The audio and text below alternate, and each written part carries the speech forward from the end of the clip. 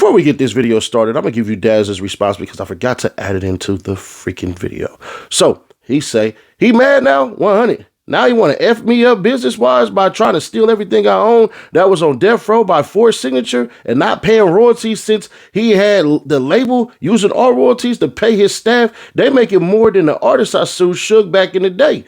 Should I do the same to Cuz? It's all in my name. The publishing numbers don't change unless, LOL, you a thief. You can't starve me out. I'm independent. I run my own ship. Always have. You little B. Y'all want to see what type of FaceTime messages I send women when they text me to come over late night and then they don't answer as I'm knocking at the door. Next thing you know, I'm sitting there for like 30 minutes. You ain't got shit to do but hate on me, huh? In a minute, I'ma fuck you up, cuz. On some real shit. Not physically, but business-wise. Cause you broke as a motherfucker right now, so I'ma fuck you up in a minute, cuz. Leave me alone. Leave me the fuck alone. Leave me alone, cuz. I'ma fuck you up. Leave me alone. If you didn't know, that was literally Snoop responding to this, I don't want to say viral clip, but antagonizing enough that if it's directed at you, it's going to get to you because people are going to send these freaking videos to you. Snoop was pissed off because Daz essentially said this. Roll it. Okay, oh, so you own everything. So that's all your stuff. Now, you were saying something about the paw. Now, what are you talking about with the paw?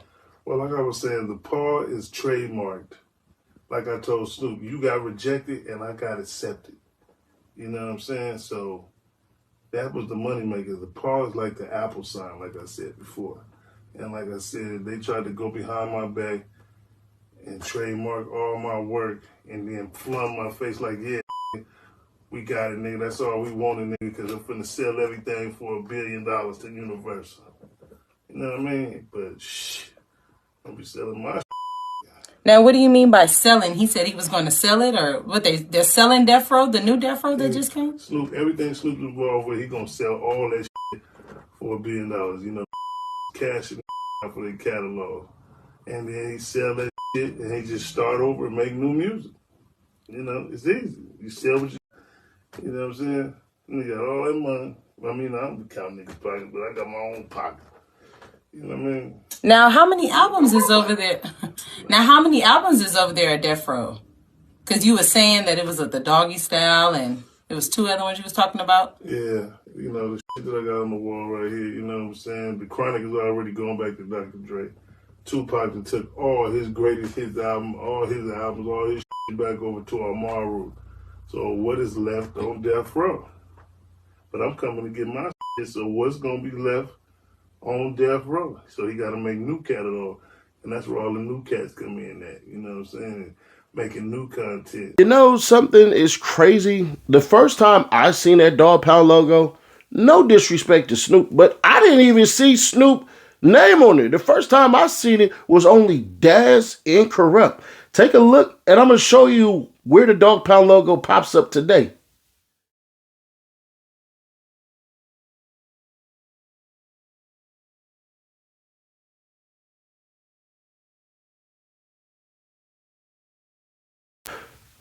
But as I do some bigger, deeper digging, I actually find out that shout out to AD, shout out to Punch, shout out community, you know, shout out to my guys over there. But AD, I did an interview with Daz a while ago, and I think this is one of the things that ultimately really pissed Snoop off because it sounded like Daz is the orchestrator of a whole lot of things. There are conflicting reports about all that shit, but I ain't from there as far as that era. So take a listen. With the Grand Theft Auto, man. Yeah, man. You know, shout out to DJ Pooh. Big shout out to DJ Pooh. But you know, as far as before Snoop got it, I was feuding with, you know, the Death Row, that, you know, the Monarch Death Row, you know what I'm saying, the white Death Row. And so they had put my songs on GTA, but they haven't compensated because the dude Alan Grunblatt that run E1, he don't like us. He claimed that I sold my publishing and all the other shit because, you know, he was in still cahoots with Suge Knight, you know what I'm saying? So they stopped all our money and all that shit for years, you know what I'm saying? And like this year, they came and said, well, we have no paperwork sustaining that Daz stole his percentage and all that shit because Allen, they fired his. When they fired him, all the paperwork, everything came up. Man, that check was at least about 800,000-900,000. You know what I'm saying? And that's just off motherfucking Monarch. And then Tupac came in. That was at least about another 7 off just the 5 songs. Ambitious of a Rider. I Ain't Mad at You. 2 of America's Most Wanted. Scandalous. I Got My Mind Made Up. You know what I'm saying? Damn. Another production that we did, like, It's All About You. You know what I'm saying? But that shit was crazy, like, cause I heard that they was what? I think it was like 1,200. They was trying to get people for their song to be played. Yeah. Something like that. I'm like, that's crazy though. When you see how much was accumulated. Yeah, they said over $30-something billion was made off of Tupac. You know what I'm saying? So right now, I'm just receiving mine and going through the proper channels. You know what I'm saying, and registering. 30 billion. Yeah. That shit is wild, man. This business is tricky. Yeah, That's some game for y'all, man. Out, you know, you got all kind of shit from bedspreads to coffee cup, you know, everything. Now you got Tupac weed, everything. You know what I mean? 30 billion. Yeah, streaming rights. Remember, CDs before they deplenished. Yeah, that shit gone now. But I still sell CDs. I just pressed up this new album. You know what I'm saying? Because people say bring them hard copies because, you know, one thing about them hard copies, you can sign them.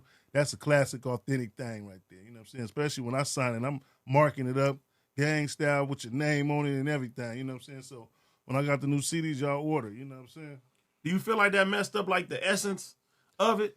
You just got to have the mentality. If you ain't never did it, then you won't understand it. Yeah. You know what I'm saying? We've done it, and we know what the money is on it. You know what I'm saying? If you get the right deal, you can get 40 to 50 cents a CD. It's just your time that's employed in there, mixing it and mastering. Like you said, you just got to spend that money. You got to spend that money. You got to spend that chili, yeah, because I'm like, man, but does that mess up the process now? Because, like, you see motherfuckers, they started having, like, 40 songs on an album, or they'll have over 20-something, and it's just all digital. Yeah. And it's like, it ain't, to me, it still ain't the same feeling, man. I remember having a ball. The bootleggers having a ball. Yeah. But I just remember, bro, like just walking to the Compton swap meet and seeing seeing all my favorite albums and seeing everything right there. And you spend your money, you get that album and you read the booklet, and you go home and you got that CD. You reading it? Who did what? What did what? Yeah, they don't have that no more. You know what I'm saying? It's a tale as old as time. You get these rap groups. They get bigger, they succeed. Somebody say they contributed this, somebody say they contributed that. There's a clash of words. Next thing you know, that group that we thought that we was rocking with so much, oh my gosh, they start to beef, and beef do they? And it always ends up in lawsuits, man. We've seen this from even the great R&B singers. I think the Isley Brothers had got into it at one point in time. And y'all know how great they is. Let me see if Earth, Wind, and Fire has any type of... Because if they got... if they have any type of lawsuit internally, I'm going to be pissed. Let me look real quick in real time, bro. Because right now... Oh, my gosh. Okay. Nothing. Okay, cool. We good. Whew. Whew, shit. But let's just stick to rap. And one of the first groups that you could think about, they even did a whole freaking movie with Eazy-E and everybody, and that's NWA. NWA was one of the first groups that we seen at their height. Basically, get the hell on out of here.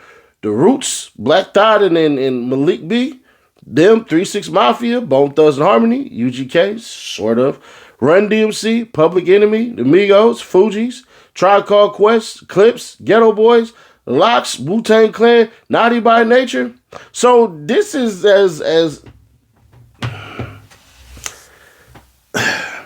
this is as regular as gonna get. I know some of y'all be like, damn, Nash, we didn't realize this, but it happens, bro. When the business isn't established the right way from the beginning, it's typically because they didn't expect to be that big. And once they got there, they just assumed everybody was going to be on the same page. I don't know how much Daz has to contribute. If you ask Reggie Wright, he going to be like, Daz ain't did a goddamn thing. I don't believe that. Because Daz's longevity, and I'm not saying Reggie is wrong on everything that he's saying. I just think Reggie kind of downplaying his contributions a little bit, because I would too if I felt some type of way.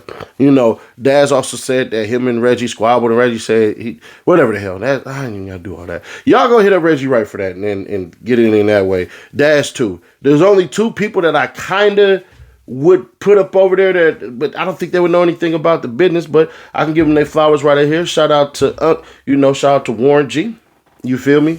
And shout out to Dub C for obvious reasons. Those are two I know that come from that. Well, cocaine too. Don't let me do that. Yeah, I'll get that call right now. Nephew, what's up? So cocaine, Warren G, God, and trying to adjust my seat here. Y'all know how this shit gets. And Dub C. But, I don't know. But it always ends this way. So, we'll see. But I do hope, I do hope Snoop is able to sell that catalog for $1 billion. Finally, somebody can take some equity in all of that stuff that they did historically for the West, to put the West on the map, along with Ice-T as well. And that's that. And MC Hammer as well. I gotta give Hammer his credit, bro. A lot of y'all gotta give Hammer his credit. Like the impact of MC Hammer, bro, is still here to this day. So I'm gonna give MC Hammer his credit, even though he's not from that gangster rap era, because he did it the way I believe we should have always had a mixture of, because we lost that type of mindset. But it is what it is. But shout out to MC Hammer. I'm gonna give Hammer his credit right now. But yeah, bro. It always ends this way. But like I said, hopefully Snoop can get $1 billion, and all these cats end up getting some money. Everybody on Death Row, bro, as far as rappers go and producers and all this crap, I believe they all should have millions of dollars. These should have been the millionaires that our fathers and mothers should have been, just from the music side of it all. So I'm hoping it works itself out, bro. And I hope Snoop don't F him up business-wise like he's saying, because maybe Daz signed a bad contract. Maybe he didn't, but we'll see what happens, man. I'm just rooting for them all, Almost had a heart attack when I just read that Earth, Wind & Fire had a lawsuit, because if y'all know Ceddy Nash, bro, that is my group, them and the Stylistics, bro. Other than that, share to keep your people aware, subscribe to the best notified, and I'll catch you on the next one. Click right here and see how NBA Youngboy done lost his damn mind on the internet.